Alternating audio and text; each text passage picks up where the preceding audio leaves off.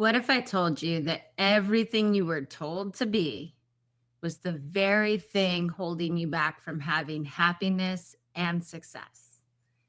And it doesn't matter if you were told to be selfless, to be giving and kind, or on the other side of the spectrum, to be strong, powerful, and tough. I see this all the time. Entrepreneurs who can move mountains when it's for a client, their staff, their friends, or their family. But when it comes to their own dreams or business vision, they're stuck procrastinating, doubting, second guessing every single move. And on the other side of the coin, there are business owners who can move mountains for their business and make money, but the other things in their life, relationships, fulfillment, satisfaction, health, are suffering and lacking. Now, there are two distinct paths to success, and one of those paths will lead to either financial struggle or wealth that leaves you feeling empty with this hunger that's just never satisfied.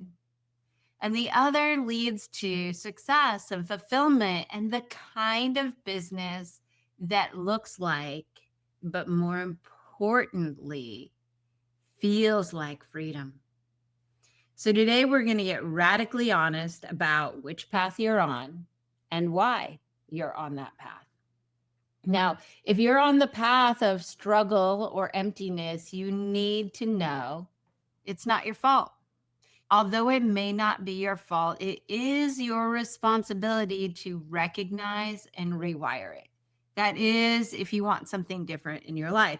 Of course, if you're perfectly content and happy with struggle and emptiness, have at it. You're more than happy to keep doing the same thing. But if you're not, you're going to need to recognize the patterns and rewire them. So if you want that business that feels like freedom, that business that's aligned with who you truly are, this is the path. So let me break down the two paths. And the first path is being in service to something else or someone else. I call this the employee mindset. And now this isn't what you think. It isn't about doing good works and trying to help others and being of service the way people talk about it in this way that it's altruistic and good. It means that you have decided that something else is the key to the things that you want. And so you dedicate your life to that something or someone else. It could be your clients. Your clients are the key to making sure your needs are met, right? They pay you. So subconsciously, you're like, they are the key. So you bend over backward for your clients. Or it could be something like the plan. If I just follow my business plan, then I will get the success and the fulfillment that I want. But what you're doing is you're being in service to that other thing. Now, path number two is being in service to yourself. It's working for yourself, working for the things that bring you fulfillment, bring you happiness. It's about working for the things that make you feel good.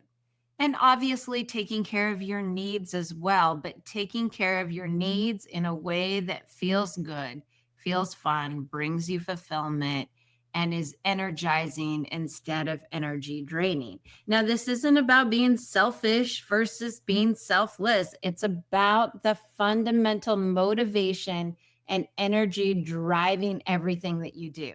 It's about internal fulfillment versus external. It's about what makes you feel alive versus what got you acknowledged throughout your life. Now, when you're in service to others, you're seeking that acknowledgement. You're seeking for people to tell you that it's right, it's good, Like you see the lawyer that works their whole life to make partner and they get there and they're completely unfulfilled. They get there and they feel empty. They spent their whole life working toward that thing that was supposed to bring them this internal happiness, but it turns out they were doing it for everybody else. They were working in service of becoming partner because that would be the key to their happiness. So, to get that happiness, that fulfillment, you have to work for yourself. For example, when I was in school, like young in school, I figured out exactly what the teacher wanted and I gave it to them.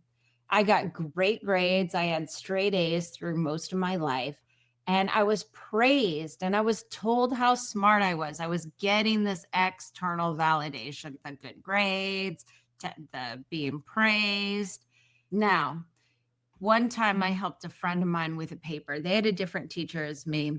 And I thought I was so smart telling them all the things that they needed to write in their paper so that they would get a good grade. But they got a bad grade. And this is because I was telling them to do what my teacher wanted, not what their teacher wanted. So, my strategy for getting good grades and getting praise was to read the teacher, figure out what was important to them, and regurgitate back exactly what they wanted.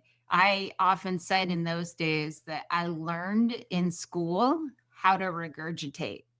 Now, when I got to college, it was a totally different scenario. The classes were way bigger, and I couldn't track for what the teacher wanted. I couldn't track for how they would respond to me because I was a sea of 100 people. And so I got horrible grades, except in the classes that I was totally interested in, the classes that I took for me and not for my major that I was not interested in at all. My major I chose based on what other people wanted. But of course, I had some free classes, so I took things that I cared about. I did great in those classes because I was working for me. In the other classes, I was trying to work for the teacher, but I couldn't get a read on the teacher because I didn't have enough interaction one on one with the teacher to figure out what they wanted. I was operating in service to what other people wanted, but the pool was too big, just like in business, to make it work. In high school and grade school, I was the big fish in the small pond. I could read what the teacher wanted and give it to them. And it's easy in that circumstance when this pond is small to cater to your audience. But when the pond is big, like in college or in the world of business, you have to cater to you to have success. Otherwise, you're just trying to bend every which way to make other people happy. And that lack of consistency and that lack of authenticity will cause you to fail. Now, most people have been culturally programmed to value only the path of service, and they can lead a perfectly fine life doing what other people want them to do. But in entrepreneurship, to get the happiness and the success, you have to follow the second path and be in service to you. Now, before I go further, I have to address selfishness. You might think being in service to you is selfish, but it's not. It's actually the opposite. You see, you are the only you, and you are here for a reason. You wouldn't exist if what you had to bring to the world wasn't important. And your reason for being here is to bring you and your gifts to the world. And that can only happen when you're being the wolf, when you're operating from your true self, when you're not bending and contorting, trying to be who you should be, but when you're being who you truly are. And when you try to do it the way other people want you to do it, or like you think that you should do it, when you bend to be who you're supposed to be, you're shutting down your joy, your authenticity, and your power. And that shuts down your ability to create the things that only you can create. And when you do this, you deprive the world of what only you can bring to the world. And that, in my opinion, is selfish. To be giving, you must operate and create from who you are, those things that only you can create, not from this dumbed down, safe version of you. And I know sometimes it's scary to really be seen and to really put the things that matter to you out there because you were probably shut down when you were a kid. In childhood, you learned that you need to be and act a certain way to get your needs met. And every time you went against what you should be, you risked things like rejection or what you needed getting taken away. And you learned that other people's opinions were more important than your own. But those things were things that you did and you learned to survive, but they're not the truth of the world. You see, yes, if you are who you truly are, your fullest self, some people are going to reject you and some people are going to love you. But if you try and bend to make everybody happy, all you do is shut down your power and your ability to create anything that matters in the world. Now, for me, I was the queen of this. I could only perform if it was in service to others. When I was little and I did what I wanted or accomplished things that were meaningful to me, I got punished, I got shut down, or it was taken away from me. And so I learned that if I did what my mom wanted, or I bent over backward to make her happy, that I was safe. And even once in a while, I got praised. Throughout my life, I only completed things if it was for other people. I could plan events, execute complex projects, and be super capable for other people, but I couldn't perform that way for my own dreams. And that's a big part of why my first two businesses failed. One of the big things that I accomplished in my life, and I'm really proud of this, even though I had to do it a really weird way to actually make it happen.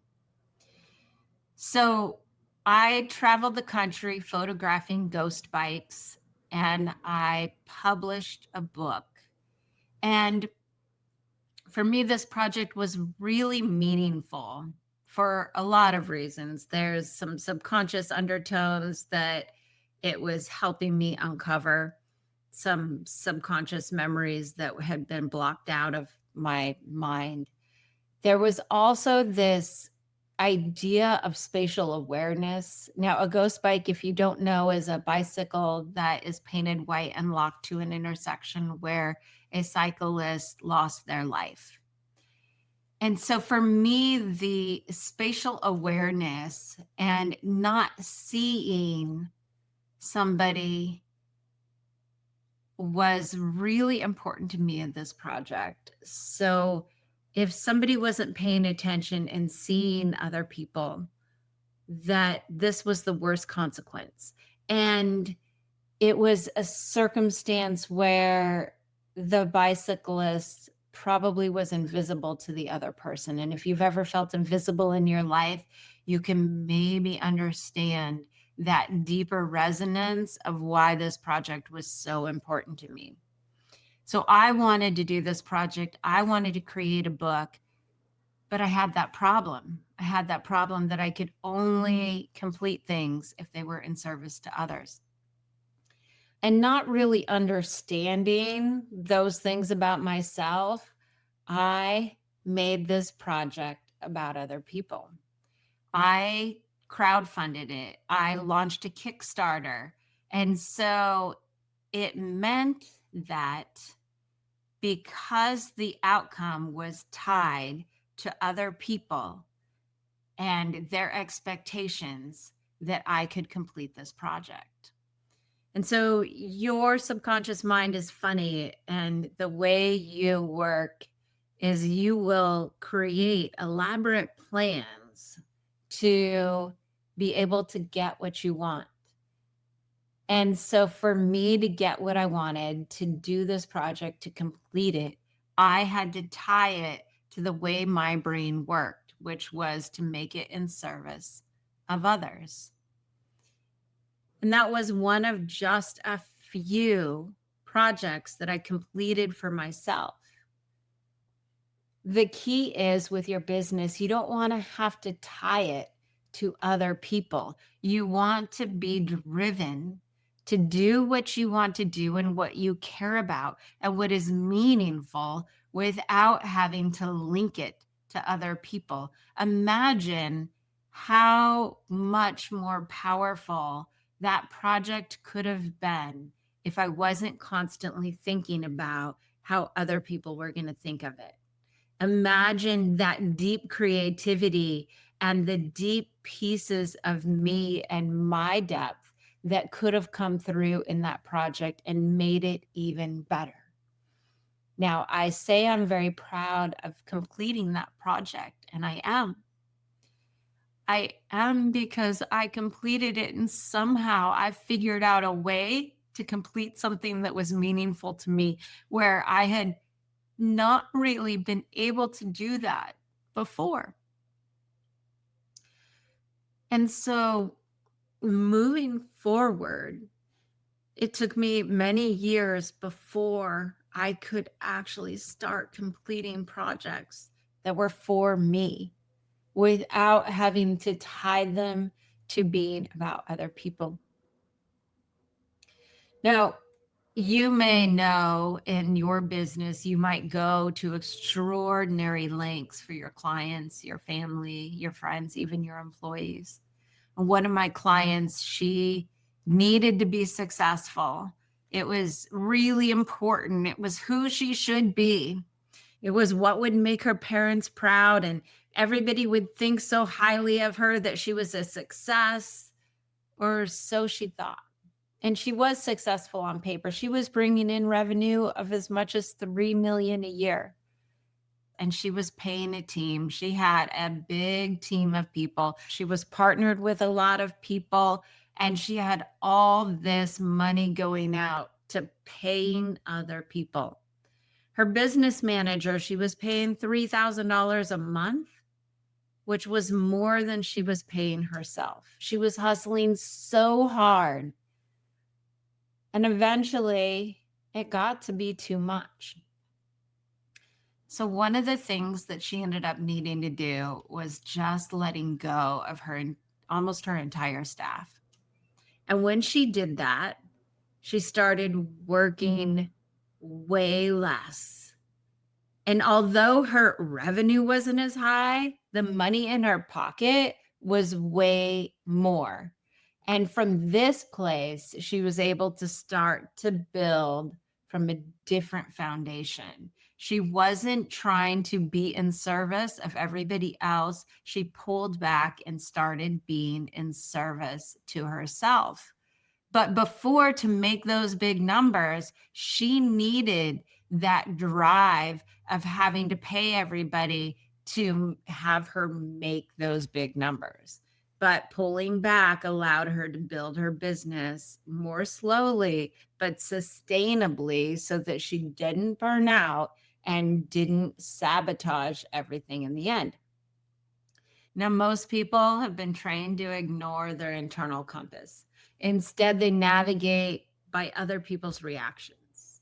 And you get to this place where you can't tell left from right without checking someone else's face, someone else's reaction first. But everybody has an opinion. So when you operate this way, you'll never be consistent. You won't build trust with your customers or your audience, because there isn't this one internal force that's driving the way you move through business What's driving the way you move through business is everybody else's opinions and thoughts and ideas and everything that you should be, the latest trend. So there is no trust, there is no consistency. And like I said, this isn't your fault. This training is so deep. It's even deeply embedded in our gender roles. Now, traditionally, men were in service to the family, make the money for the wife and the kids. And then it gets to this place where if they don't have someone to provide for, or their marriage falls apart and the kids grow up, they can't motivate. There have been a lot of men who have reached that point in life, maybe midlife, and their marriage falls apart and their kids are gone. And then they just are without a compass, they're without a direction because they've been in service to the family instead of service to themselves. And women have been working towards being in service of self for so many years, but many have just replaced the I'm in service to the husband and kids to I'm in service to my job. But after decades of women's empowerment and trying multiple strategies to gain that autonomy, we're starting to finally see more women who have replaced their service of job or service to husband to being in service of joy. And as a result, you're seeing women entrepreneurs who are creating better work environments and greater fulfillment than a lot of male counterparts. And in many ways, men have to catch up when it comes to being in service to self, because men have been taught that they must be the provider and they must be successful to attract a mate. But women don't need that anymore. Women don't need to have a man to survive anymore. And so this has left a lot of men floundering. Like, who are they supposed to be now? So there needs to be a men's empowerment movement to catch up with the women's empowerment movement. And a lot of people want to fall back into that place of service of others. So how do we break out of this? Well, first you get to start to notice the shoulds. When are you in service mode? When are you trying to be what you're supposed to be versus what's true and right for you? And the truth is a lot of people don't even know the difference. Most people don't even know the difference, because being in service to operating with that employee mindset, working for the thing that's supposed to provide for them, has been wired so deeply into our societies, our cultures. It's that fear of being thrown out from the tribe. It's that fear of not belonging that keeps us from operating in service to self. So you can start to notice where you feel joy. Do I genuinely feel joy? If nobody saw me do this, would I still do it? If nobody knew that I was doing this, would I still want to do this? Does it make me feel alive? So beginning to notice what makes you feel alive, even if nobody ever acknowledged that you did it, is one of the biggest keys to figuring out whether you're acting in service of others or in service to self. Like, what is that thing that you dream about, that you want to do, that gives you energy? Even if you don't know how to fit it into your business yet, start to notice and make a list of what those things are, because those are the things that will give you that path to success. And just by bringing awareness to whether you're operating in the employee mindset in service of others or another thing, or you're operating in service to self. Just noticing those two patterns and where you do it, when you do it, will be the path to rewiring these patterns. And if you want to know some of the things that get in the way that keep you stuck in that employee mindset, I've got a guide out there, The 3 Secrets the Business Gurus Never Talk About. I talk specifically about one thing that will almost always trigger you back into service of others instead of service of self. And if you want to grab that guide, you can grab it at bethewolfgift.com. So open up your browsers right now, type it in, don't wait till later.